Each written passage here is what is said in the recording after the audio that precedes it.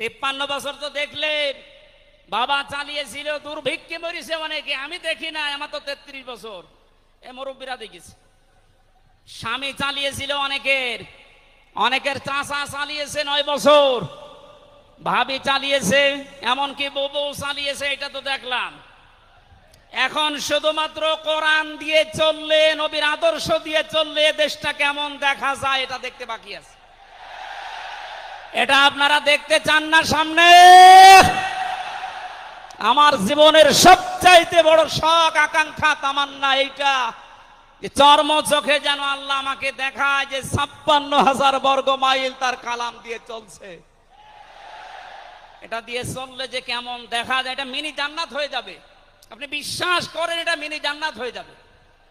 অনেকের এখনো পর্যন্ত শ্বশুর ভয় দেখাচ্ছে। আমির জামাত সেদিন বলেনি যে শ্বশুর ভয় দেখাচ্ছে মেয়েদেরকে যে তোমাদের ঘর বন্দি করে রাখবে। অনেকে যারা ডাল খায়, মামা বাবা খায়, লাল পানি খায়, এরা কি খাবে? দেশটা যদি কোরআন দিয়ে চলে, নবীর আদর্শ দিয়ে চলে, পুরা দেশটা হয়ে যাবে মসজিদের মতো। মসজিদে প্রবেশ করলে যত বড় বিড়ি খোর হোক, যত বড় ডাল খোর হোক, যত বড় বাবা খোর হোক, আর লাল পানি যেই খায়, ওই পরিবেশে গেলে কেউ কি চাইবে যে একটু লাল পানি খাই? কারণ পরিবেশটাই রহমত দিয়ে ভরপুর। কথা বলেন ঠিক কিনা? এই জন্য মসজিদে প্রবেশ করতে হলে আল্লাহর রহমত আমরা কামনা করি। আল্লাহুম্মা আফতাহলি আবওয়াবা রহমাতিক, পুরা জায়গাটাই রহমত দিয়ে ভরপুর। হে রাসূল তোমায় ভালোবাসি, অন্তরে শুধু মুখে নয়, জান্নাতের আশা নয় হে রাসূল। বন্ধুরা, চ্যানেলটি সাবস্ক্রাইব করুন।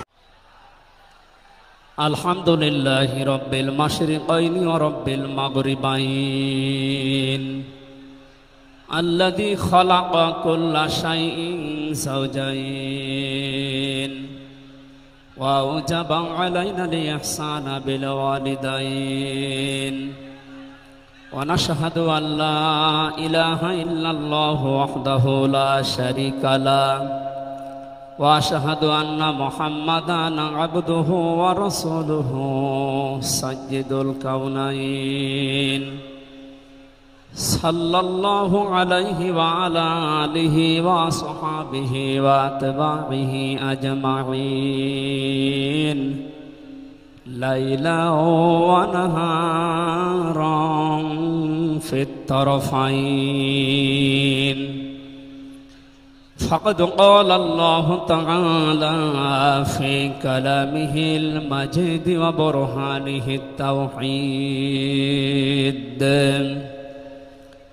জবান খুলে পড়েন আউযু বিল্লাহি মিনাশ শাইতানির রাজিম। বিসমিল্লাহির রহমানির রহিম। লাকাদ কানা লাকুম ফি রাসূলিল্লাহি উসওয়াতুন হাসানাহ উসওয়াতুন হাসানাতুল লিমান কানা ইয়ারজুল্লাহা ওয়াল ইয়াউমাল আখিরা ওয়া যাকারাল্লাহা কাসীরা। সাদাকতা ইয়া রাব্বানা।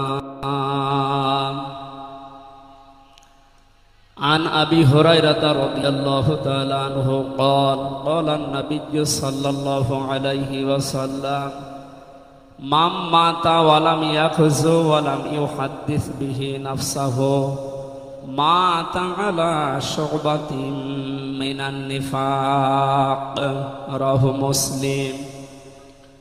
وقال تعالى في شان حبيبي ইন্নাল্লাহা ওয়া মালাইকাতাহু ইউসাল্লুনা আলান নবী ইয়া আইয়ুহাল্লাযীনা আমানু সাল্লু আলাইহি ওয়া সাল্লিমু তাসলিমা আল্লাহুম্মা সাল্লি আলা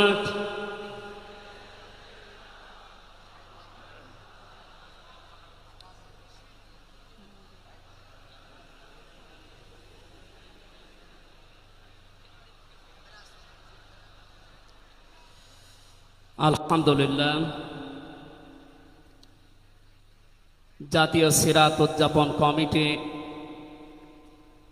ঐতিহাসিক সরোয়ার্দী উদ্যান ঢাকা বিশ্ব মানবতার মহান বন্ধু মুহাম্মদুর রাসূলুল্লাহ সাল্লাল্লাহু আলাইহি ওয়াসাল্লামের জীবন চরিত্র সম্পর্কে আলোচনার এই পবিত্র অনুষ্ঠানের সম্মানিত সভাপতি বিশিষ্ট আলেমে দ্বীন জনাব মাওলানা আবু তাহের জিহাদি দামাত বারকাতুহুমুল আলিয়া, মাহফিলের প্রধান অতিথি আন্দরকিল্লা শাহী জামে মসজিদের সম্মানিত খতিব আওলাদে রসুল আল্লামা আনোয়ার হোসাইন তাহের আল জাবের আল মাদানী মাদ্দাজিল্লুহুল আলিয়া, সম্মানিত অতিথিবৃন্দ, মঞ্চে বসা জাতীয় নেতৃবৃন্দ, সামনে বসা মুসলমান ভাইরা, পর্দার আড়ালের সম্মানিতা মা এবং বোনেরা, প্রশাসনের ভাইরা, প্রাণ প্রিয় ঢাকাবাসী, সবাইকে নিয়ে মহান রব্বুল ইজ্জাত আল জালালের দরবারে শুকরিয়া জানাচ্ছি, যিনি মহামানবের জীবন চরিত্র সম্পর্কে আলোচনার এই পবিত্র অনুষ্ঠানে আমাদেরকে হাজির হওয়ার তৌফিক দিলেন। জবান খুলে বলছি আলহামদুলিল্লাহ। কথা বলার প্রথমে আমি স্মরণ করছি 2024 সালের আগস্টের 5 তারিখ পর্যন্ত যারা মুক্তভাবে কথা বলার পরিবেশ তৈরি করে দেওয়ার জন্য নিজের জীবন পর্যন্ত দিয়ে গেলেন, শাহাদতের সর্বোচ্চ মাকাম আল্লাহ যেন তাদেরকে দান করেন। আমরা কিছু ভিডিও দেখতে পাচ্ছি, অনেকে বলছে তারা শহীদ হয়নি, তারা নিজেদের বুককে গলির সামনে অস্ত্রের সামনে পেতে আত্মহত্যা করেছে। তারা কাদের কাছ থেকে কি পেয়ে কি খেয়ে কথা বলছেন আমি জানি না। কোরআনে কারিমে আল্লাহ তাআলা 1500 বছর আগে জানিয়েছে। শহীদ এই শব্দটা আমাদের এই বাংলাদেশ, ভারত, পাকিস্তানে যেভাবে ব্যবহার হয়, এটা এত সস্তা বিষয় না, অনেক দামি বিষয়। শহীদদের ব্যাপারে কথা যেন মানুষ উল্টা পাল্টা না বলে, এই জন্য মানুষের মুখের উপরে আল্লাহ নোটিশ জারি করে দিয়েছে। আল্লাহ পাক বলেন, ওয়ালা তাকুলু লিমান ইউকতালু ফি সাবিলিল্লাহি আমওয়াত বাল আহইয়াউন ইনদা বাল আহইয়াউ ওয়ালাকিন লা তাশউরুন। সূরা বাকারার 154 নম্বর আয়াতে আমি যতগুলো তাফসীর পড়েছি, সব মুফাসসির আয়াতের ব্যাপারে একই বক্তব্য দিয়েছেন। আল্লাহ পাক তামাম দুনিয়ার সব মানুষের মুখের উপরে নোটিশ দিয়েছেন, ওয়ালা তাকুলু, কেউ এ কথা বলবো না যে মানুষগুলো আমি আল্লাহর জন্য জীবন দিয়েছে, এরা মারা গেছে, কথা কখনো বলবো না। কারণ তারা জীবিত এবং তারা, তোমরা এই বিষয়টা বোঝো না, উপলব্ধি করতে পারো না। মুখের পরে মানুষ যেহেতু অন্তর দিয়ে ধারণা করতে পারে, এই জন্য আল্লাহ হৃদয়ের উপরে, অন্তরের উপরেও নোটিশ দিয়েছেন, ওয়ালা তাহসাবান্নাল্লাযীনা কুতিলু ফি সাবিলিল্লাহি আমওয়াতা বাল আহইয়াউন ইনদা রাব্বিহিম ইরযাকুন। সূরা আলে ইমরানের 169 নম্বর আয়াতে আল্লাহ জানিয়েছেন, মুখ দিয়ে তো বলাই যাবে না যে শহীদরা মারা গেছে, এমনকি অন্তরে ধারণাও আনবে না যে শহীদরা মারা গেছে, বরং তারা জীবিত এবং আমি আল্লাহর কাছে তারা রিজিক প্রাপ্ত হচ্ছে। বলেন আল্লাহু আকবার। এই আয়াতটা যে 100% বাস্তব। আমি কিছুদিন আগে গিয়েছিলাম গাইবান্ধা, বাংলাদেশ ইসলামী ছাত্র শিবিরের সদস্য ছিলেন ভাইটা। আগস্টের 5 তারিখের আগে তিনি জীবন দিয়েছিলেন জালিমের বুলেটের সামনে। শহীদ সাব্বির হুসাইন। 1 মাস পরে তার কবর ভেঙে গিয়েছিল এই বৃষ্টির পানিতে। তাজা রক্ত কবর থেকে বের হতে দেখা গিয়েছে। একটা মানুষ যদি খাবার না খাবে তাহলে রক্ত পেল কোথায়? এজন্য এগুলো যারা ছড়াচ্ছেন, আমরা আশা করব এই বিষয়গুলো আর সামনে নিয়ে আসবেন না। আমরা কোরআনে কারিমের আয়াতের উপরে 100% বিশ্বাস করি এবং এ কথা বলি, জালেমের জুলুমের সামনে যারা নিজের জীবন পর্যন্ত দিয়ে গেলেন আগস্টের 5 তারিখের আগ পর্যন্ত, প্রত্যেকেই শহীদ যাদের ঈমান আছে, এবং আল্লাহ তাদেরকে যেন শাহাদাতের সর্বোচ্চ মাকাম দান করেন। বলেন আমিন। কোথায় ছিলাম আমরা আর কোথায় আছি এখনো বাস্তবতা টের পান না। কিছুদিন আগে বাংলাদেশ জামাত ইসলামের কেন্দ্রীয় আমিরে জামাত ডক্টর শফিকুর রহমান কুষ্টিয়াতে গিয়েছিলেন। প্রায় 5000 মানুষকে নিয়ে তিনি একটা অনুষ্ঠান করলেন। যারা 16 জন শহীদ হয়েছিল কুষ্টিয়ায়, বাংলাদেশ জামাত ইসলামের পক্ষ থেকে 2 লক্ষ করে টাকা তাদের পরিবারের হাতে তিনি তুলে দিলেন। প্রায় 2.5-3 ঘন্টায় অনুষ্ঠানগুলো আমরা দেখলাম। বলেন তো, আগস্টের 5 তারিখের আগে 5000 না, এরকম মানুষ যদি 5 জন এক জায়গায় হইতো 14টা মামলা হয়ে যেত।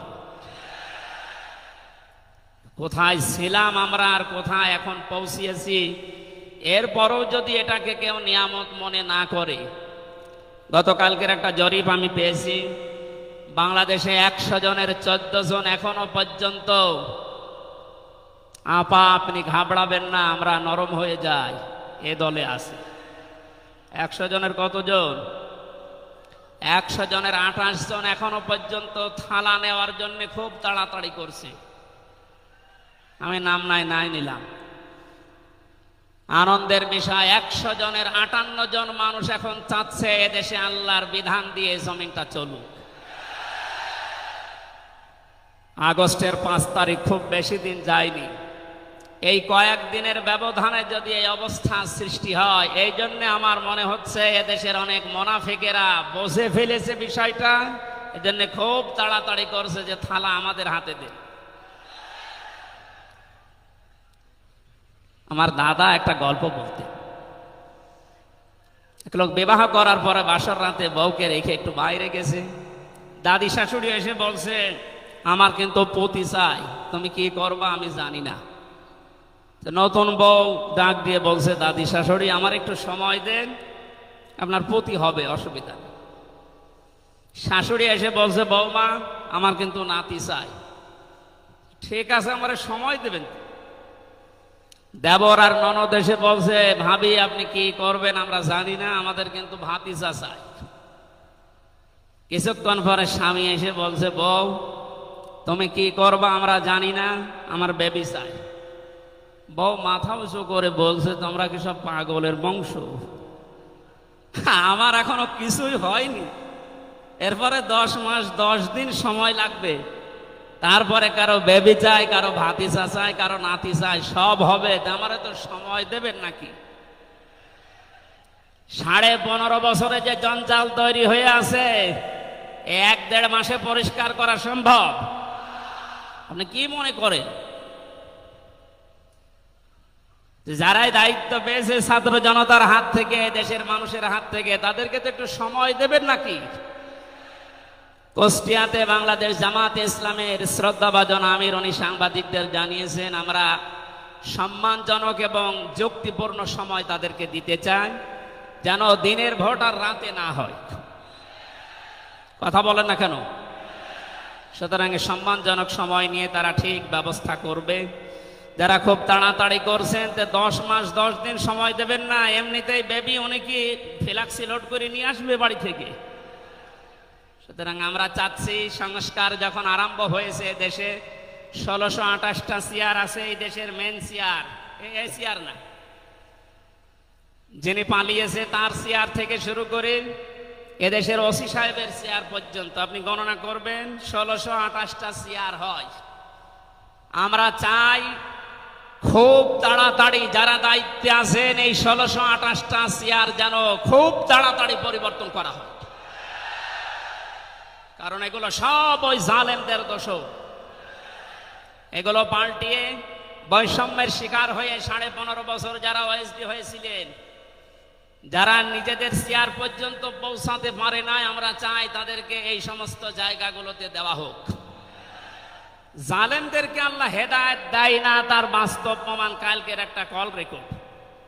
একজনের জন্মদিন নাকি গোপালগঞ্জে পালন করতে দেয়নি এক ওসি সাহেব।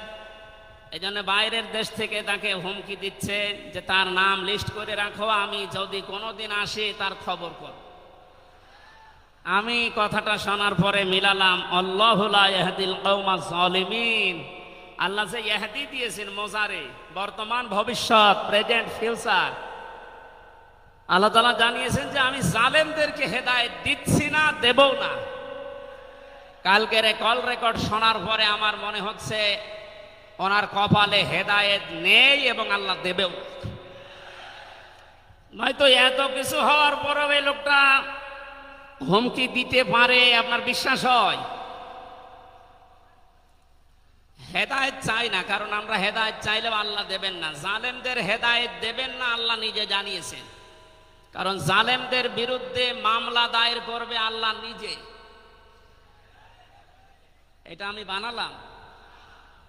সূরা শুরা 25 নম্বর পারা 6 নম্বর পৃষ্ঠার 13 নম্বর লাইনের 42 নম্বর আয়াতে আছে, ইন্নামাস সাবিলু আলাল্লাযিনা ইয়াজলিমুনান নাস, ইলা আখিরি আয়া। আল্লাহ পাক বলেন, অবশ্যই আমি আল্লাহ নিজে মামলা দায়ের করব, কেস করব, অভিযোগ দাখিল করব তাদের বিরুদ্ধে যারা মানুষ হয়ে মানুষের বিরুদ্ধে জুলুম করে। আল্লাহ ইয়াজলিমুন আল মুসলিমুনা দেননি যে মুসলমানদের উপরে যারা জুলুম করে, ইয়াজলিমুন আন নাস দিয়েছেন যারা মানুষের উপরে জুলুম করে, অত্যাচার করে। এরা আমির হামজার মামলার আসামি না, এরা সরাসরি আল্লাহর মামলার আসামি। 1628 জন যারাই ছিলেন আপনারা কিন্তু বাংলাদেশের কারো মামলার আসামি না, সবাই এখন আল্লাহর মামলার আসামি। মামলার বাদী যত বড় হয় মামলা তত কঠিন হয় এবং জামিন পাওয়াও তত কঠিন হয়। আপনারা জানেন আমি 3টি বছর জেলে ছিলাম। আমার যে মামলা ছিল, আমার মনে হয় যদি সাজা লাগিয়ে দিত সর্বোচ্চ 3 মাস।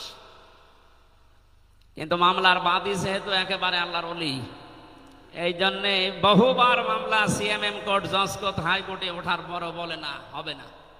এই কয়েকদিন আগে মামলা আমার সব খারিজ হয়ে গেছে। আমি মনে করলাম মাননীয় আদালতকে প্রশ্ন করি যে আমার এই মামলা তো আপনার কাছে 3 বছর ছিল, এতদিন তো কিছুই করেননি, হঠাৎ এখন বলছেন কোনো দোষ নেই, সব বেকসুর খালাস করে দিলাম। মামলাটা হাতে নিয়ে উনি বলছে এর ভেতরে তো কোনো মাল ম্যাটারেস নেই, কি দিয়ে বিচার করব, সব বাদ দিয়ে দিলাম। তো এতদিন এই কথা বললে তো আমার 3 বছর জেলে থাকা লাগে না।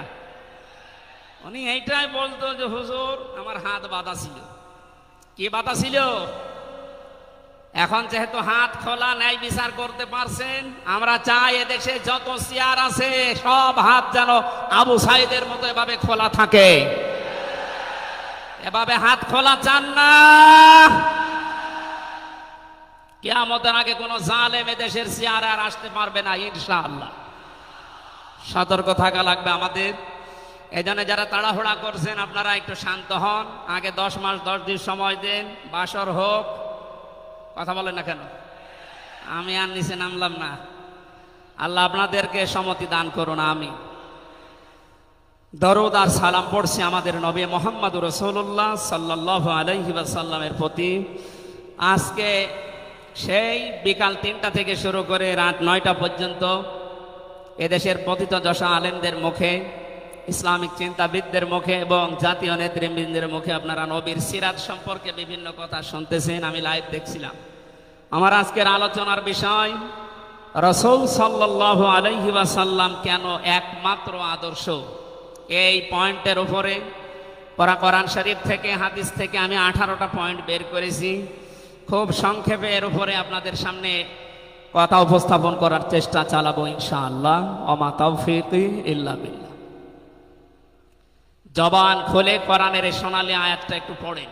আউযু বিল্লাহি মিনাশ শাইতানির রাজিম। বিসমিল্লাহির রহমানির রহিম। লাকাদ কানা লাকুম ফি রাসূলিল্লাহি উসওয়াতুন হাসানাহ। সাদাকতা ইয়া রাব্বানা। সূরা আহজাব 21 নম্বর আয়াতের প্রথম অংশ আমরা তেলাওয়াত করলাম। আমার আলোচনার বিষয় হচ্ছে বিশ্বনবী কেন একমাত্র আদর্শ। এ পৃথিবীতে বহু মানুষকে আমরা আদর্শের সৈনিক হওয়ার ঘোষণা দিতে শুনি। তারা স্লোগান পর্যন্ত দেয়, আমরা সবাই অমক সেনা, ভয় করি না বুলেট বোমা। আজকের আলোচনার পর এটা ক্লিয়ার হবে, বিশ্বনবী বাদ দিয়ে অন্য কারো আদর্শের সেনার ঘোষণা যদি কেউ দেয়, এ মারা গেলে নবীর সুপারিশ থেকে বঞ্চিত ও চির জাহান্নামী। আমরা যেহেতু মানুষ এবং আমরা মুসলিম, আমরা জাহান্নামে যেতে চাই না। এই ছোট্ট ভুলের কারণে এই ভুলটা আজকে শুধরিয়ে নেব ইনশাআল্লাহ। সূরা আহজাব কোন সূরা বলেন তো? এটা ক্লাস চলছে, ছাত্রের মতো জবাব দেবে। আহজাব শব্দের শাব্দিক অর্থ দল সমূহ। এর এক বচনে হচ্ছে হিজবুন। হিজবুন মানে দল। পৃথিবীতে দল আছে 2টা। প্রশ্ন আসতে পারে, বাংলাদেশে প্রায় 73টার উপরে দল, আর দল 2টা মানে? হ্যাঁ, দল একটা হচ্ছে আল্লাহর দল, একটা হচ্ছে শয়তানের দল। আমরা সামনে বিস্তারিত এই 2টা দলের উপরে কথা বলবো ইনশাআল্লাহ। দল করা লাগবে এই ঘোষণা আমির হামজা না আল্লাহর? এই শব্দটা শুনলে অনেকে মানধাত আমলের দিকে নিয়ে যায়। আপনি আলেম মানুষ, হুজুর মানুষ, ইমাম সাহেব মানুষ, আপনি দল দাঁড়িয়ে এগুলো করবেন কেন? কোরআনে কারিমের যদি কেউ একটা আয়াত অবিশ্বাস করে, আর ইমান থাকার কথা। আল্লাহ পাক বলেন, ওয়ালতাকুম মিনকুম উম্মাতুন, তোমাদের ভেতরে অবশ্যই একটা দল থাকতেই হবে। তাহলে দল এই শব্দটা কোরআনে আছে না নেই? দল এই বাংলায় নেই, কিন্তু উম্মাতুন এই শব্দ তো আছে। আমি সেই দিন গাইবান্ধায় ওই দিন আলোচনা করার পরে একজন মুসলিম হয়েছিল, জিজ্ঞাসা করলাম। পরবর্তীতে ওই দিন আলোচনার বিষয় ছিল ভোট। উনি শিক্ষিত মানুষ, আমারে জিজ্ঞাসা করছে, আপনি ভোট এ শব্দ নিয়ে আসলেন, কোরআনে হাদিসে এই শব্দ আছে? এটা তো আরবি। হ্যাঁ আছে। আমানাত শব্দটা কোরআনে আছে। তাফসিরে মারিফুল কোরআন আল্লামা শফি রহমতুল্লাহ আলাইহি আমানতের প্রায় 19টা অর্থ দিয়েছেন। তার ভেতরে অন্যতম অর্থ হচ্ছে ভোট দেওয়া, রায় দেওয়া, সমর্থন দেওয়া। সুতরাং কেউ যদি ভোট এটাকে দুনিয়ার কোনো বিষয় মনে করে এড়িয়ে যায়, সে কিন্তু মরণের পরে ধরা খাবে। কথা বলেন, আমরা আখেরাতে আদালতে ধরা খেতে চাই, আমরা বাঁচতে চাই। সুতরাং দল মাস্ট বি, করাই লাগবে। যে দলের কর্মসূচি 2টা, তারা ভালো কাজে আদেশ করবে, অন্যায় কাজে বাধা দেবে। আল্লাহর ভাষা এরাই হচ্ছে সফল কাম দল। এদেশে যত দল আছে, এই 2টি কর্মসূচি কারা পালন করে আপনি অবশ্যই দেখতে পাচ্ছেন। আপনার বিবেকের কাছে প্রশ্ন করে আপনি সামনে আগাবেন ইনশাআল্লাহ। তাহলে নবীজি আমাদের জন্য একমাত্র আদর্শ কেন? এর 1 নম্বরে আমি পেয়েছি, তার জীবনটা আমাদের কাছে পরিষ্কার। এই কারণে পৃথিবীতে আমরা যত নেতা নেত্রীকে মেনে চলতে দেখি, যে কোনো রাজনৈতিক দলের নেতা নেত্রী আপনি হন, ওই রাজনৈতিক দলে যাকে মানেন তার চরিত্র জীবন আপনার কাছে কিন্তু পরিষ্কার না। কথা বলে না কেন? আমি নাম ধরেই বলছি, আওয়ামী লীগ যারা করতেন, এখন আওয়ামী লীগ দেশে আছে কিনা আমি জানি না, আছে বললাম ওই যে 14%, ওরাও এখনো পর্যন্ত তওবা করে ফিরে আসার চেষ্টায় আছে। আল্লাহ যেন তাদেরকে তাওফিক দেন। আর যদি হেদায়েত না থাকে দোয়া করেও তো হবে না, আল্লাহ যেন তাদেরকে মায়ের কাছে পাঠিয়ে দেন। একটু আস্তে বলেন ভাই, এটা জোরে বলার দরকার নেই। জীবনী পরিষ্কার হওয়ার কথা বলছিলাম। যারা করতেন আওয়ামী লীগ, বলেন তো আপনার বিবেকের কাছে, শেখ হাসিনা জীবনে কোনোদিন একটা মিথ্যা কথা বলেনি, এ গ্যারান্টি আপনি দিতে পারবেন? না না, এ কথা বলা ভুল হয়ে গেল। ওনার সারা জীবনে কোনো সত্য কথা আছে কিনা আমার সন্দেহ। আমার এই 33 বছর বয়সে তো আমি কোনো সত্য কথা ওনার কাছ থেকে শুনলাম। কথা বললেই মিথ্যা কথা বল, ওইটা নয় বাদ দিলাম। আমি আর একজনের ধরি, বিএনপি যারা করেন, খালেদা জিয়া জীবনে একটা মিথ্যা কথা বলেনি, এ কথা আপনি গ্যারান্টি দিতে পারবেন? জামাত ইসলাম যারা করে তারা এ কথার গ্যারান্টি দিতে পারবেন যে মরহুম শহীদ মতিউর রহমান নিজামী জীবনে মিথ্যা কথা বলেনি? বলেন না। চরমনাই পীরের মুরিদ যারা, তারা কি গ্যারান্টি দিতে পারে সৈয়দ রেজাউল করিম জীবনেও মিথ্যা কথা বলেনি? একজনের ব্যাপারে গ্যারান্টি আছে, আল্লাহ নিজে গ্যারান্টি দিয়েছেন, তার 63 বছরে একটা মিথ্যা কথা নেই।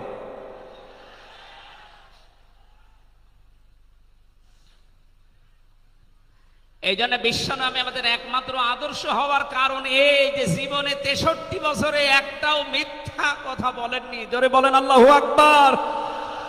এটা যে কত বড় বিষয় আপনি চিন্তা করলে আপনি চিন্তার রেখা শেষ করতে পারবেন না। আমাদের দিনের ভেতরে 24 ঘন্টায় কত মিথ্যা আসে, আর তারপর 63 বছরের জীবনে একটা মিথ্যা কথা তিনি বলেননি। 2 নম্বরে পেয়েছি আমি, তিনি উন্নত চরিত্রের অধিকারী ছিলেন। এমন চরিত্র আল্লাহ তাকে দিয়েছিলেন। আমি 3 জন নবীর নাম পেয়েছি, আল্লাহর নামের সাথে তাদের নাম আল্লাহ মিলিয়ে দিয়েছেন। হযরত ইসমাঈল আলাইহিস সালামকে আল্লাহ ডাক দিয়েছিলেন গোলামিন হালিম, আমার সহনশীল বান্দা। হযরত ইসহাক নবীকে আল্লাহ বলেছিলেন গোলামিন আলিম, আমার জ্ঞানী বান্দা। আর মুহাম্মদুর রাসূলুল্লাহকে আল্লাহ ডাক দিয়েছেন ওয়া ইন্নাকা লাআলা খুলুকিন আযীম। জোরে বলেন আল্লাহু আকবার। বৃষ্টি হচ্ছে না বাইরে? এখানে ওঠাউঠি করেন কেন? বসেন বসেন।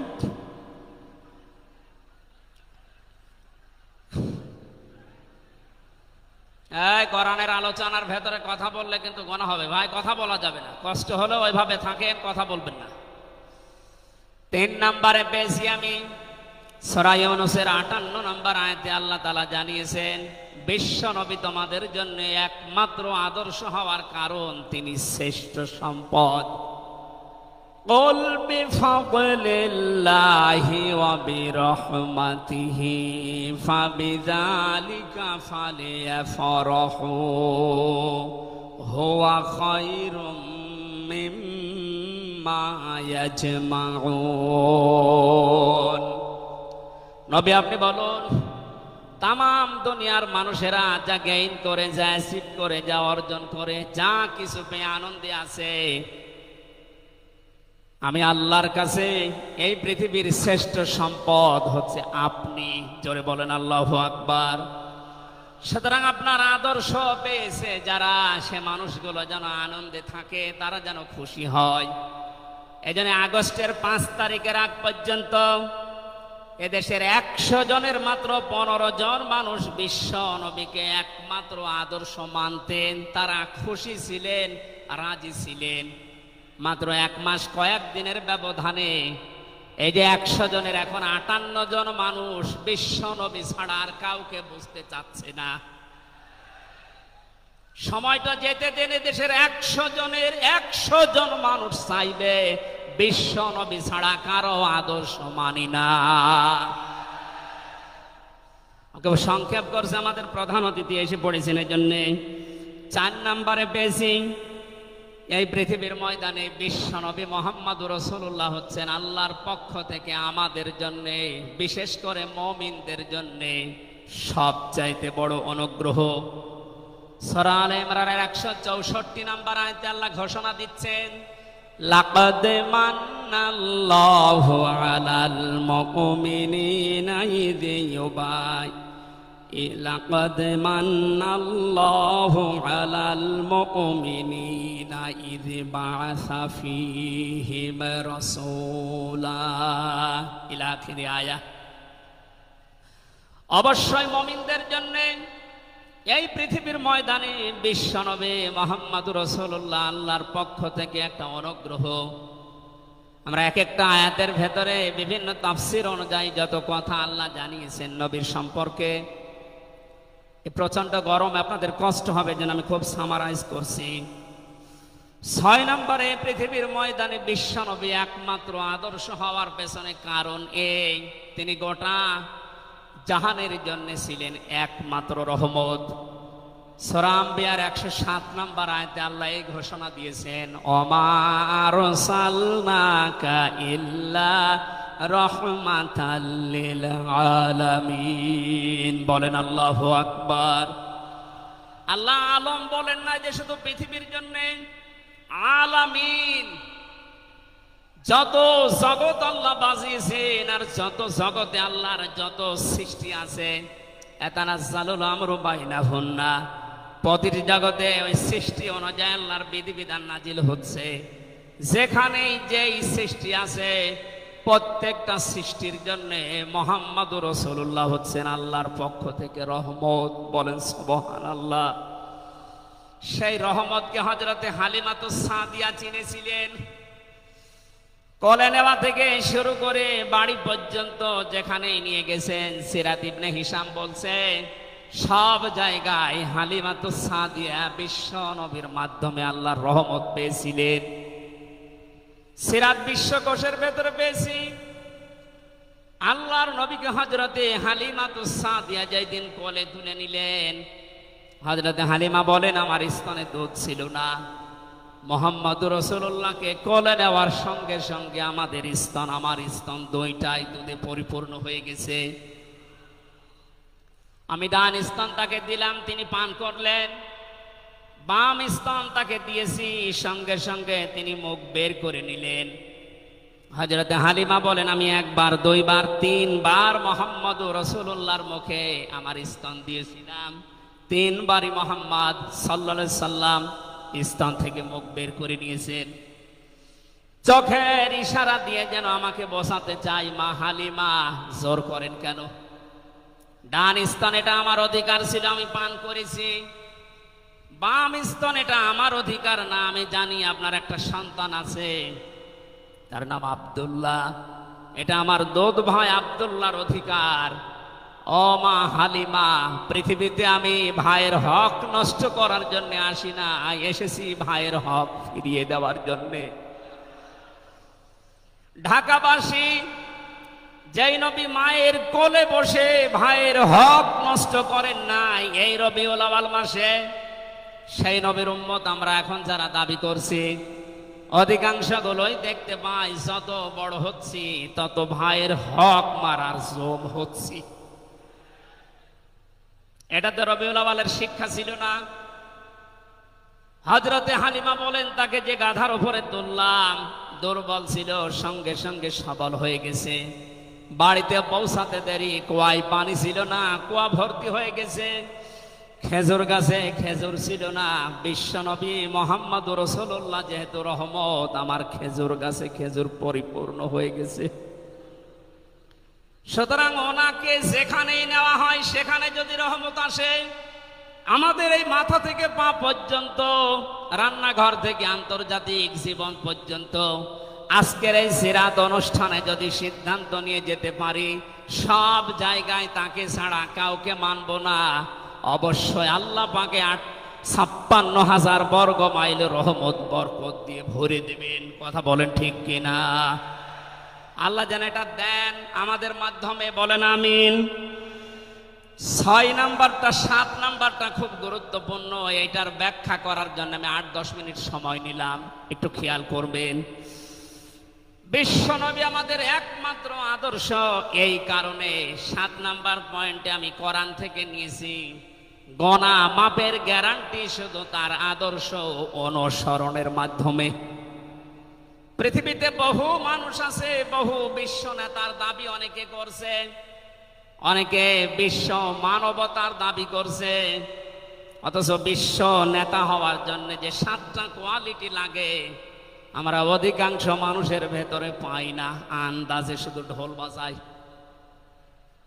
এ পৃথিবীতে বিশ্ব নেতার দাবি করতে পারেন নবীরা, রাসূলরা, কথা বলেন ঠিক কিনা? এই পৃথিবীতে বিশ্ব নেতৃত্ব দেওয়ার দাবি করতে পারে নবী রাসূলরা, এ কথার সাথে একমত আছেন? আমরা একজন নবীর নাম বলছি, হযরত ঈসা রূহুল্লাহ। তিনি জন্মের পরে তার জাতির লোকেরা তাকে অবৈধ, হারামজাদা, এরকম উল্টা পাল্টা নাম দিয়ে ডাকতো। হযরতে মরিয়ম আলাইহিস সালামের কাছে যখন জিজ্ঞাসা করেছে জাতির লোকেরা, বিয়ে হয়নি, সন্তান পেলে কোথায়, খুব খেয়াল করে শুনবেন। হযরতে মরিয়ম ইশারা দিয়েছিলেন দোলনার দিকে, ফাশারাত ইলাইহি ক্বালু কাইফা নুকাল্লিমু মান কানা ফিল মাহদি সাবিয়্যা। তিনি ইশারা দিয়ে বললেন, এই যে দোলনায় যে ছেলেটা আছে ওকে জিজ্ঞাসা করো ওর জন্মের পরিচয় বলতে পারবে। ওরা বলছে ছোট্ট বাচ্চা, কথা বলবে কি করে? সঙ্গে সঙ্গে দোলনা থেকে হযরতে ঈসা তার এই জাতির লোকের এই কথার উত্তর দিয়েছেন, জবাব দিয়েছেন, ক্বালা ইন্নী আবদুল্লাহ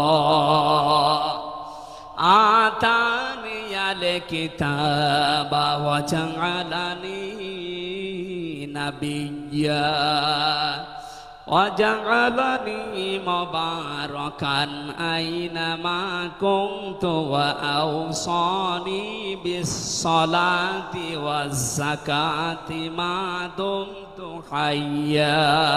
বলেন আল্লাহু আকবার।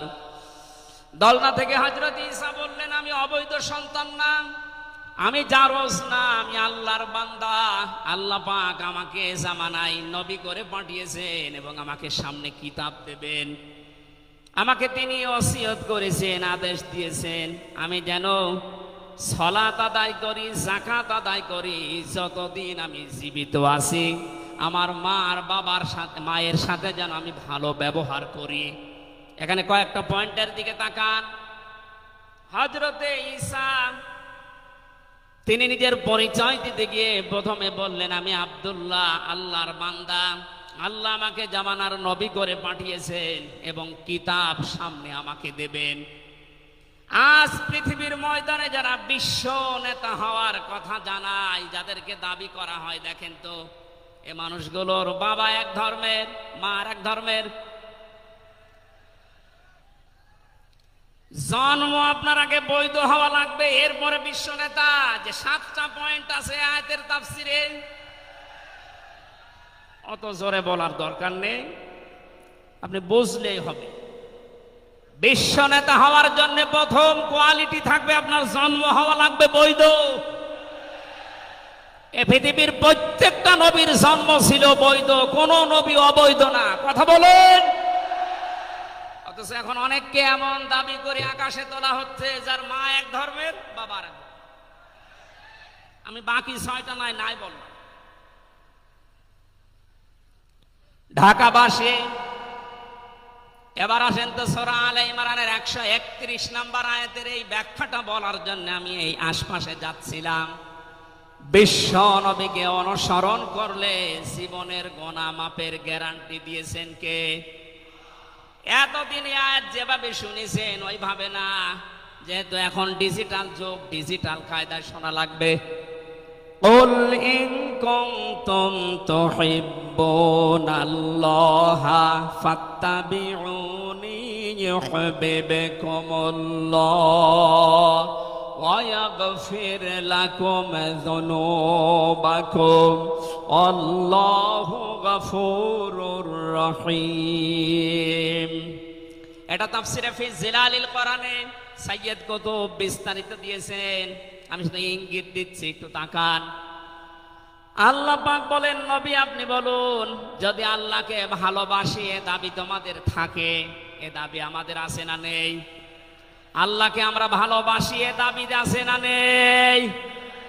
আল্লাহ বলেন, দাবি যারা করে তাদেরকে আপনি বলেন যে ফাত্তাবিউনি, তারা যেন আপনার অনুসরণ করে।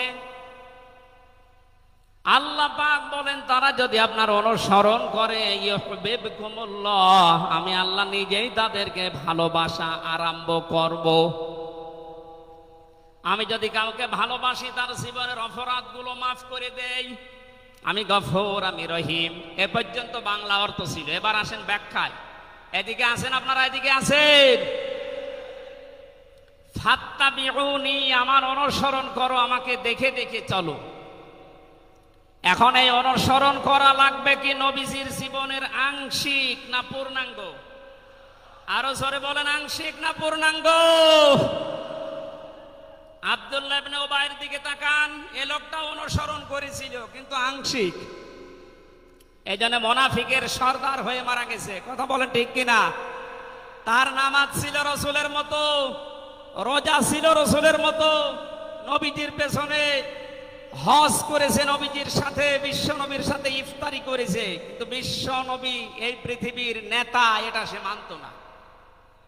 আজ বাংলা সহ বিশ্বে বহু মুসলমান এই থিওরিতে আছে, তারা নামাজ রসুলের মতো পড়ে, রোজা রসুলের মতো রাখে, কিন্তু সমাজ নবীজি, রাষ্ট্র নবীজি 10 বছর কোরআন দিয়ে চালিয়েছিলেন, এইটা মানতে তারা রাজি না। এ মানুষগুলোর অনুসরণ হচ্ছে আংশিক না পূর্ণাঙ্গ? সুতরাং আংশিক অনুসরণ করলে আল্লাহ কি আপনাকে ভালোবাসা আরম্ভ করবে? না। ইউহিব এটা মোজারে, বর্তমান, ভবিষ্যৎ, প্রেজেন্ট, ফিউচার। যখন আপনি পূর্ণাঙ্গ অনুসরণ করার জন্য দাড়ি থেকে, মাথা থেকে শুরু করে পা পর্যন্ত, রান্নাঘর থেকে শুরু করে আন্তর্জাতিক জীবন পর্যন্ত সব জায়গায় বিশ্ব নবীকে অনুসরণের সিদ্ধান্ত নিয়ে নেমে পড়বেন, আল্লাহ তখন ভালোবাসা আরম্ভ করবে। আয়াত অনুযায়ী দেশে এখনো যারা পূর্ণাঙ্গ অনুসরণ আরম্ভ করেননি, একটু নিজের দিকে তাকিয়ে ভাবেন তো। আপনি 14 বার হজ করতে পারেন, 24 বছর রোজা রাখতে পারেন, প্রতিদিন 72 রাকাত নামাজ পড়তে পারেন নফল, কিন্তু এখনো পর্যন্ত আল্লাহর ভালোবাসা আপনি পাওয়া শুরু করেন। এ কথা বুঝে এসেছে? সুতরাং আমাদের অনুসরণ হবে কি আংশিক না পূর্ণাঙ্গ? আরো জোরে বলেন। নবীজির মতো নামাজ পড়া যেমন, বিশ্ব নবীর মতো রাষ্ট্র চালাতেও হবে ওই রকম। নবীজি জানিয়েছেন, মান মাতা ওয়ালাম ইয়াখযু ওয়ালাম ইউহাদ্দিস বিহি নাফসাহু মাতা আলা শুবাতিন মিনান নিফাক। যে লোকটা মরে গেল কিন্তু তার এই চিন্তা ভাবনা ছিল না যে জমিন আল্লাহর কোরআন দিয়ে চলুক, এই লোকটা মুনাফিক হয়ে মরবে, কেউ তাকে বাঁচাতে পারবে না। অথচ এই হাদিসটা সামনে নিয়ে বাংলাদেশে আমরা এখনো অনেককে নামাজ পড়া, রোজা রাখা, দাড়ি রাখা, জুব্বা গায়ে দেওয়া মানুষকেও মুনাফিক হয়ে মরার সম্ভাবনা দেখতে পাচ্ছি। কথা বলে ঠিক কিনা?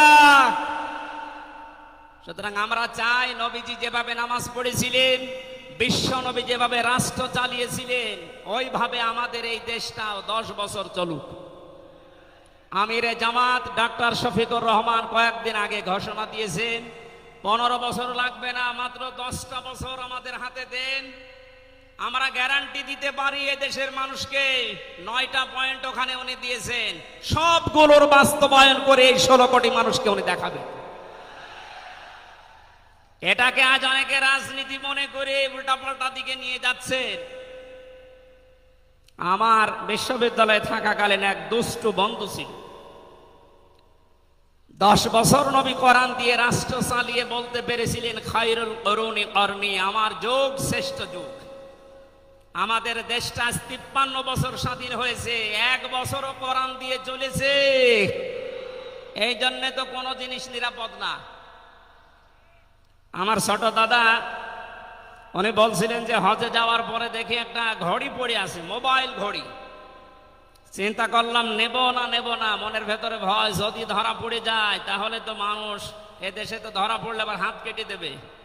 দেশে যাওয়ার পরে মানুষ বলবে হাজী সাহেব চোর।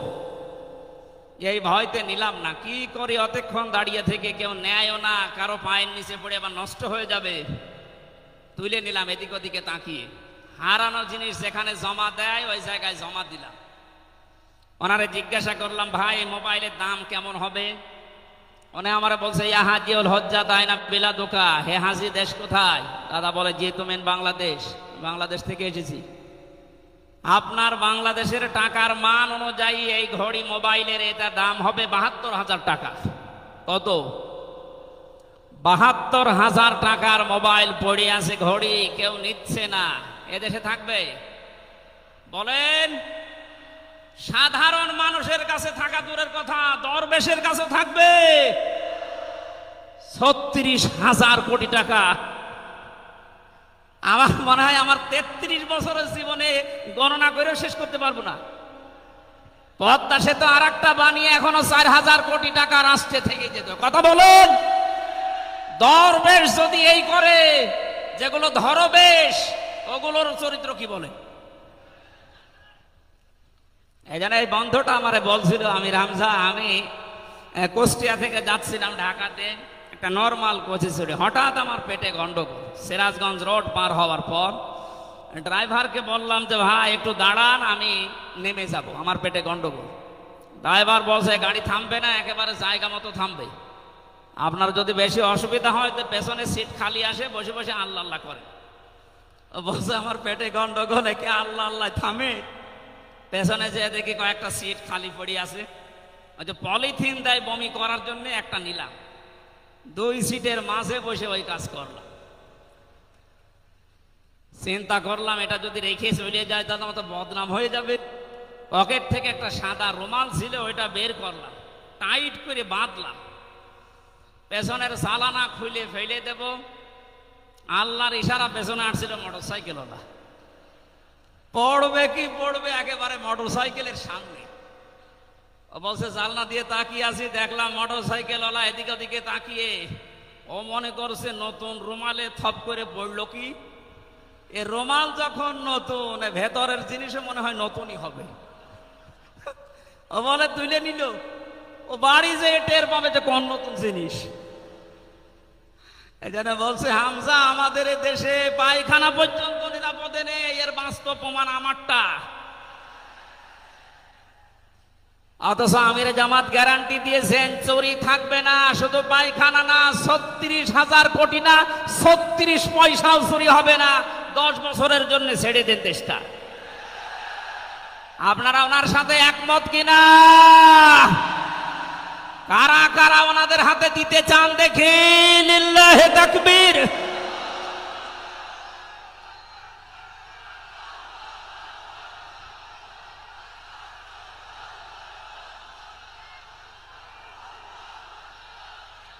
আলহামদুলিল্লাহ ভাই, এটা রেকর্ড হচ্ছে। এটা শুধু এই সামিয়ানার নিচে নেই, 18 কোটি মানুষ শুনতেছে। যারা এই ময়দানের থেকে হাত তোলা দেখে তারাও হাত তুলেছে। আমরা চাই এই হাত যেন আল্লাহর জন্য আপনারা তোলেন, মানুষকে দেখানোর জন্য না। সুতরাং আমরা যদি বিশ্ব নবী মুহাম্মদুর রাসূলুল্লাহর অনুসরণ আংশিক করি, আল্লাহর ভালোবাসা পাওয়া এখনো আমরা আরম্ভ করিনি।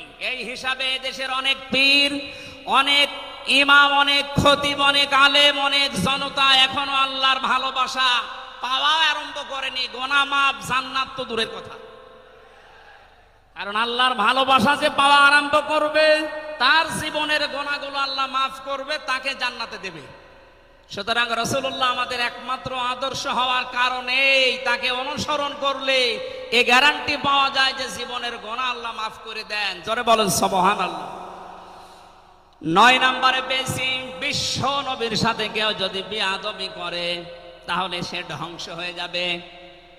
আপনি তাকান, তার আপন চাচা আবু লাহাব, এটা যদি সিরাতুন নবী মাহফিল, আমাদের ঢাকাতে এগুলো হয়তো নেই, এগুলো চট্টগ্রাম আর সিলেট বিভাগে বেশি পাওয়া যায়। রবিউল আউয়াল মাস আজকে শেষ। এ মাস আসলেই অনেককে দেখি নবীর জন্ম নিয়ে, নবীর মিলাদ নিয়ে আনন্দে আত্মহারা হয়ে যায়। পরিষ্কার ভাষায় বলছি, বাংলার মানুষেরা, নবীর মহাব্বত, নবীর ভালোবাসা মাস্ট বি লাগবেই। কিন্তু নবীর জন্ম নিয়ে, নবীর মিলাদ নিয়ে যদি কেউ শুধু আনন্দ করে মেতে থাকে, নবীর আদর্শর কোনো খোঁজ নেই, আপনি এই মুহূর্তে জেনে নিতে পারেন যে আপনি জাহান্নামী। তার প্রমাণ নবীদের আপন চাচা আবু লাহাব আর আবু তালেব। এই দুইজন চাচা নবীর আদর্শ পেয়ে খুশি ছিল না, তারা নবীর জন্ম পেয়ে খুশি ছিল। নবীর মিলাদে, নবীর জন্মে তারা এত খুশি হয়েছিল, আবু লাহাব নিজের কাজের মেয়েকে পর্যন্ত আজাদ করে দিয়েছিল। আবু তালিব নিজের সন্তান হযরতে আলীকেও কাছে রাখতো না। আল্লাহর নবীর জন্মে লোকটা এত বেশি খুশি হয়েছিল, যতদিন পর্যন্ত তার আন্ডারে ছিল নবীজি, ততদিন নিজের ছেলে বাদ দিয়ে বিশ্ব নবীকে কাছে রেখে ঘুমাতো। অথচ তাদের পুরা দুইজনের জীবন আমি পড়ে দেখেছি। দুইজন চাচা, বিশ্বনবী মোহাম্মদ রাসূলুল্লাহর দুইজন চাচা শুধু নবীর জন্ম মিলাদ নিয়ে আনন্দে ছিল, আদর্শ পেয়ে তারা আনন্দ করে নাই, মেনে নেয় নাই, জন্য দুইজনেই জাহান্নামী। বলেন নাউজুবিল্লাহ। সিস্টেম অপর পৃষ্ঠায় দেখুন, আরো দুইজন চাচার নাম আমরা জানি, হযরতে হামজা, হযরতে আব্বাস রাদিয়াল্লাহু তাআলা আনহুমা। এই দুইজন চাচা শুধু নবীর জন্মে মিলাদে খুশি ছিলেন না, তারা নবীর আদর্শ পেয়ে খুশি হয়েছিলেন, এই জন্যে দুইজনে জান্নাতি। বলেন সুবহানাল্লাহ।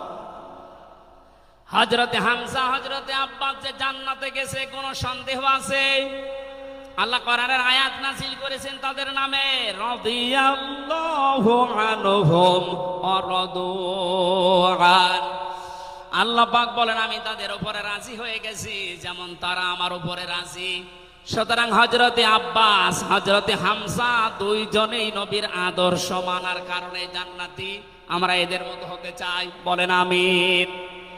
এখানে একটা কথা আছে, হযরতে হামজা আব্বাস রাদিয়াল্লাহু তাআলা আনহু, তিনি কিন্তু অনেক আগে মুসলমান হয়েছিলেন, গোপনে তো প্রকাশ করেননি।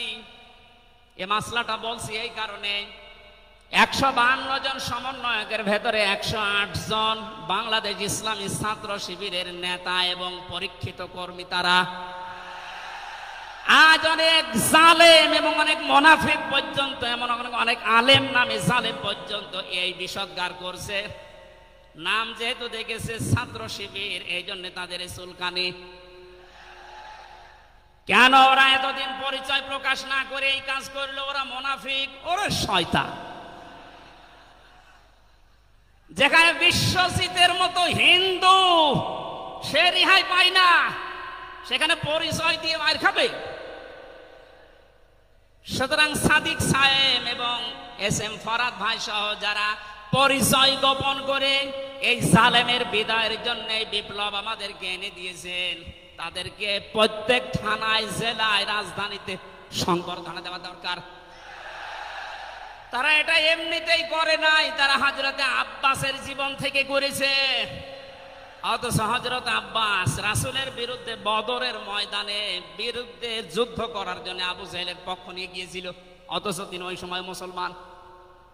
তার মানে নিজের পরিচয় গোপন করে বাস্তবতার নিরিখে স্থান কাল পাত্র ভেদে একটা কৌশল, এটা একটা হেকমা।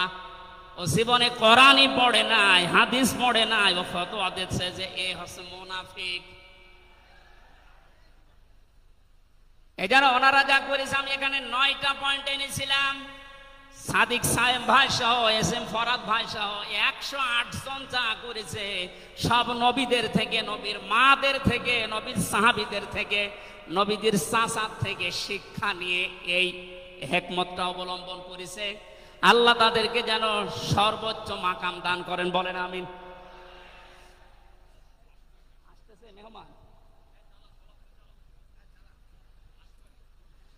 বেয়াদবি করলে যে মানুষের জীবন ধ্বংস হয়ে যায় রাসূলের সাথে, তার প্রমাণ পেয়েছি নবীর চাচা আবু লাহাবের জীবন থেকে। বিশ্ব নবী যখন সাফা মারওয়া এই পাহাড়ের উপরে উঠে দাওয়াত দিচ্ছিলেন, এই লোকটা ডাক দিয়ে বলেছে, তাব্বালাকা লিহাযা জামাতানা ইয়া মুহাম্মদ, হে মোহাম্মদ তুমি ধ্বংস হয়ে যাও।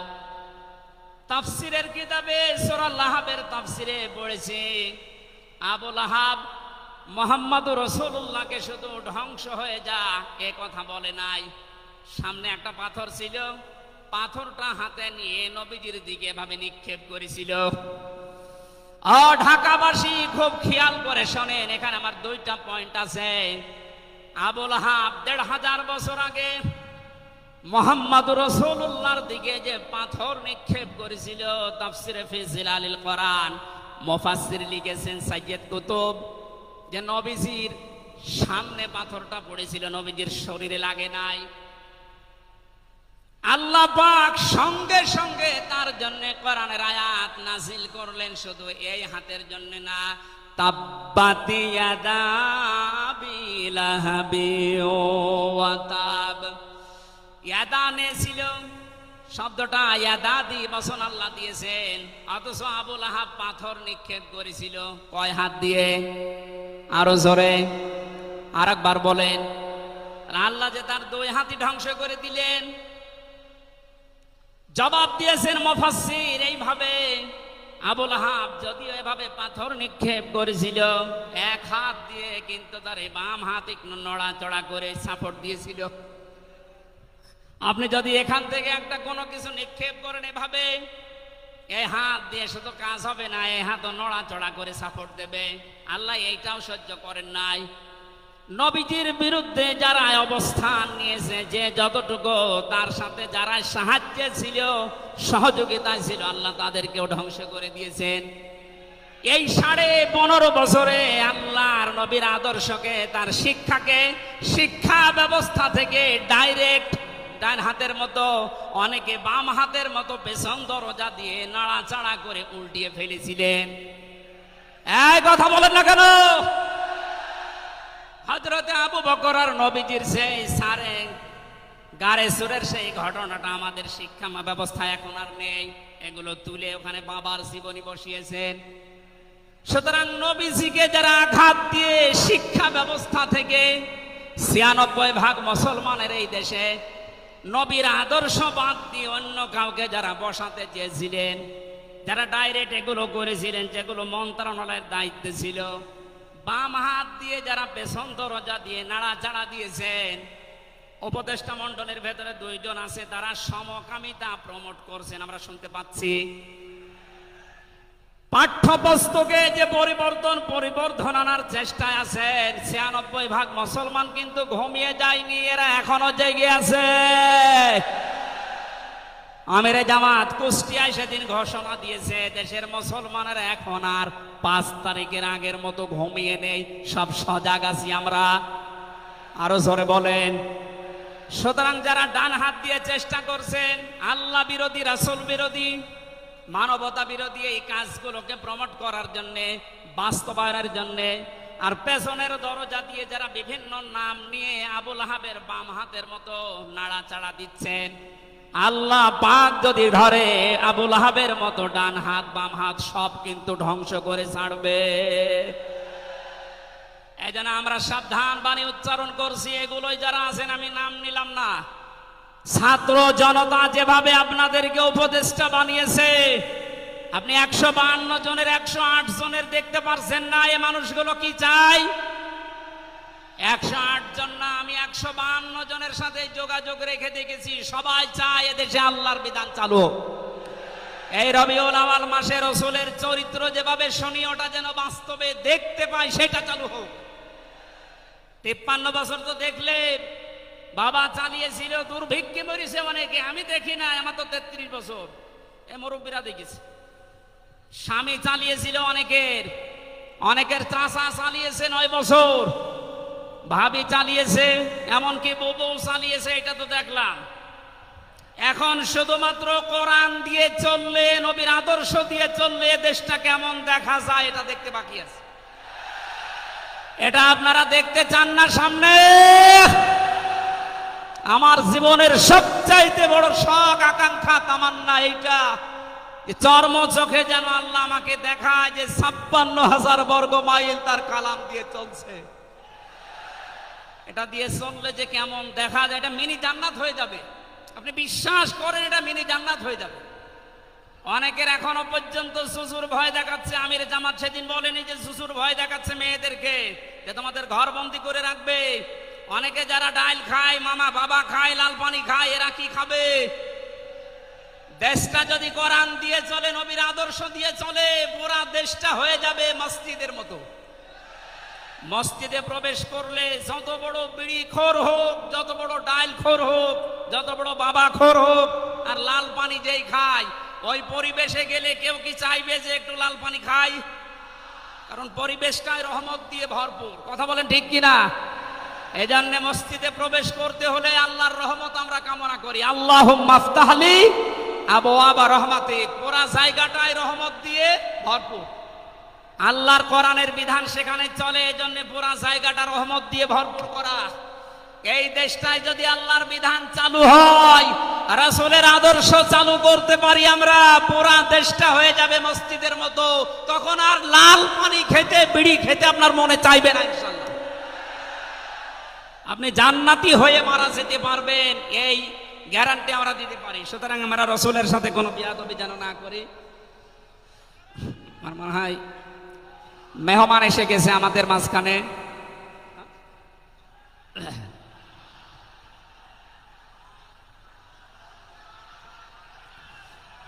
লিল্লাহি তাকবীর। আওলাদে রাসূলের আগমন, আওলাদে রাসূলের আগমন।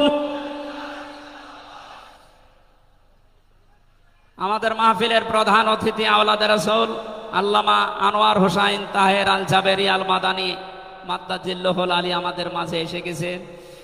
আমরা যে প্রচন্ড গরমে আপনারা কষ্ট পাচ্ছেন, এবং উনি যেহেতু এসে গেছে, এখন আর কথা বলা মনে হয় ঠিক হবে না। আমি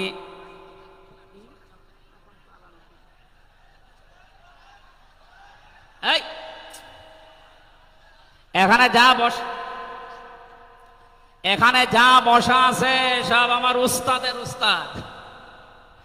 এই জন্য আমি কথা বলতে চান, পয়েন্টগুলো শেষ করছি। 10 নম্বরে পেয়েছি তিনি শরীয়ত প্রণেতা। হ্যাঁ বললে হালাল, না বললে হারাম, সুতরাং তার সম্মান অনেক বেশি।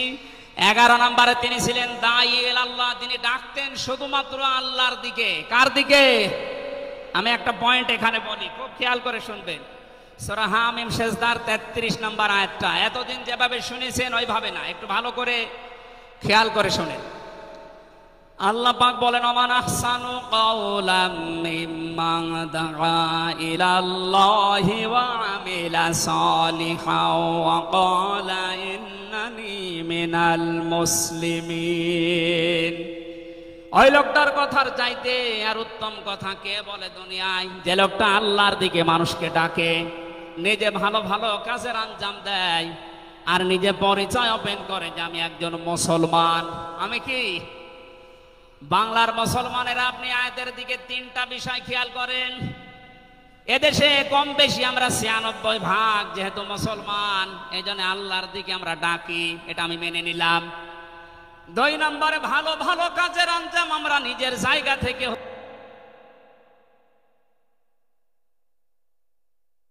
ওয়াকালা ইন্নানি মিনাল মুসলিমিন, আমি মুসলমান, এই ঘোষণা দেওয়ার মতো পরিবেশ এই দেশে এখনো আসে নাই। কথা বলেন। এখন এমন জায়গা অনেক আছে যেখানে আমি মুসলমান, এ কথা বলা এখনো সম্ভব না। সুতরাং আয়াতের 3 নাম্বার, এটা যদি বাস্তব এই চর্মচোখে দেখতে চান যে আমি মুসলমান, এই পরিচয় দিয়ে আমি এই পৃথিবীতে টিকে থাকতে চাই, তাহলে এই দেশটা কোরআনের হাতে দেওয়া লাগবে, মাস্ট বি। কথা বলেন ঠিক কিনা? সুতরাং আমাদের এখন থেকে ডাক হবে কোনো পীরের দিকে না, কোনো বাবার দিকে না, আমাদের একমাত্র ডাক হবে আল্লাহর দিকে। জোরে বলেন আমিন। 12 নম্বরে বেশি তিনি যুদ্ধবন্দীদের সাথে এমন ভালো আচরণ করতেন। ইয়ামামার একজনের নাম পড়লাম হাদিসের পাতায়, বিগ লিডার ছিলেন এই লোকটা, সামামা ইবনে ওয়াসাল রাদিয়াল্লাহু তাআলা আনহু। বদরের ময়দানে তিনি ধরা পড়লেন। সাহাবীরা তাকে বেঁধে রেখেছে মসজিদের ভেতরে খুঁটির সাথে। নবীজি এসে বললেন, সামামা, কেমন লাগে তোমার? কি আচরণ আমার কাছে আশা করো? লোকটা বলে, মোহাম্মদ সাল্লাল্লাহু আলাইহি সাল্লাম, আপনি আমাকে মেরেও ফেলতে পারেন, ছেড়েও দিতে পারেন। নবীজি তাকে বললেন, সমামা, এই দুনিয়ায় শেষ দুনিয়া না, আর একটা জগৎ আমাদের সামনে আসে। ইসলামের বিশাল কিছু তার সামনে তুলে ধরলেন। বাড়িতে যাওয়ার পরে নিজের হাতে রান্না করে খাবার পাঠালেন তার জন্য। দ্বিতীয় দিন আবার তাকে দাওয়াত দিলেন ইসলামের। বিশ্ব নবী নিজে উটের দুধ এক সাহাবীকে দিয়ে দহন করিয়ে গরম করে পাঠালেন। মনে হচ্ছে তিনি জামায় আদর করছেন, অথচ সে লোকটা যুদ্ধবন্দী। একটা যুদ্ধবন্দী মানুষের সাথে বিশ্ব নবীর যে আচরণ, এ পৃথিবী অবাক হয়ে গেছে। অথচ এই 15.5 বছরে যুদ্ধবন্দী না, কারাবন্দী, তাও অন্যায় ভাবে। আরে ভাই, আমার তো 3 বছর পরে যেহেতু মামলা খালাস করে দিয়েছে, আদালত কর্তৃক প্রমাণ হয়েছে যে আমি নির্দোষ, আমার কোনো দোষ নেই, তাহলে আমার মামলার আয়ু থেকে শুরু করে একেবারে ওই উপর পর্যন্ত যিনি পালিয়েছেন, এ পর্যন্ত যারা জড়িত ছিল, আমি চাই তাদের প্রত্যেকে যেন 3 বছর জেলে থাকে। এইটাই ন্যায় বিচার হবে। কথা বলে না কেন? আমার জন্য 3 বছর, ব্যারিস্টার আরমানের জন্য 8 বছর, 11 বছর। কত বছর? আপনি যে চট করে ঢুকে পড়বেন, আগে 11 বছর থাকেন, এরপরে।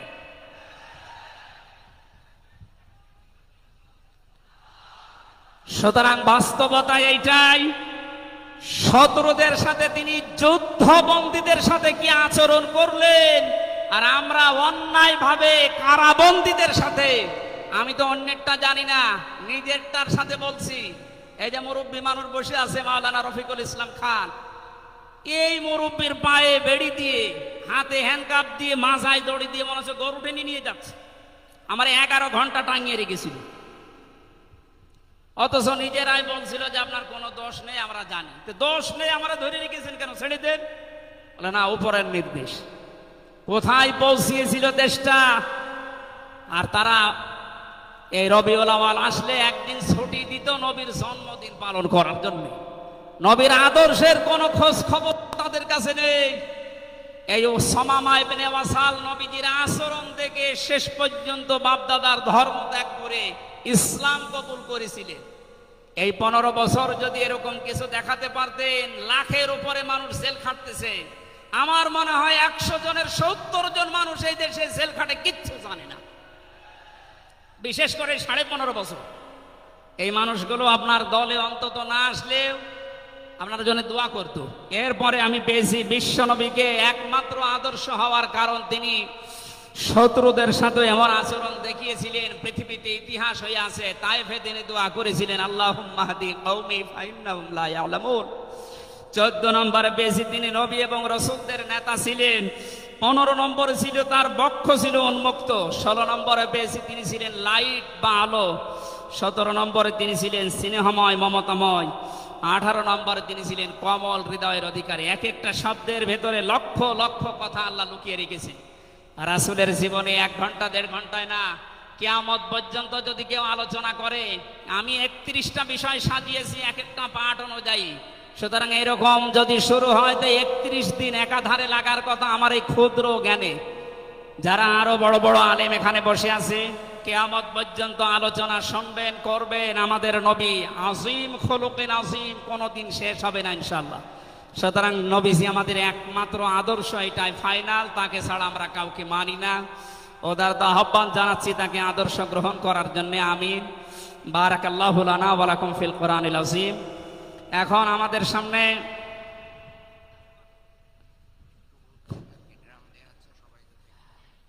এমনিতেই অনেক খরচ হয়েছে মাহফিলের জন্য। আপনারা দেখতে পাচ্ছেন কত টাকা খরচ, আপনি হিসাব করলে আপনার হিসাবে ধরবে না। আবহাওয়ার কারণে ব্যবস্থাপনার কয়েক গুণ খরচ হয়ে গেছে। প্যান্ডেলের ভেতরে বাইরে ড্রাম দেওয়া আছে। আল্লাহর দিকে তাকিয়ে নবীজির এই সিরাত, বিশ্ব নবীর আদর্শ যারা গ্রহণ করবেন বলে আপনারা আশাবাদ ব্যক্ত করলেন, তাদেরকে বলছি মুক্ত হস্তে আপনারা একটু দান করে যাবেন। জাতীয় সিরাত বাস্তবায়ন কমিটি আগামীতে আবার এর চাইতে আরো বিশাল আকারে নবীর জীবনে আমাদেরকে শোনানোর চেষ্টা করবে ইনশাআল্লাহ। অবশ্যই এটা দিয়ে যাবেন। আমি আজকের মতো বিদায় নিলাম। আমিন। বারাকাল্লাহু লানা ওয়া লাকুম ফিল কোরআনিল আযীম। আসসালামু আলাইকুম ওয়া রাহমাতুল্লাহ। এখন আমাদের প্রধান অতিথি আছে, উনি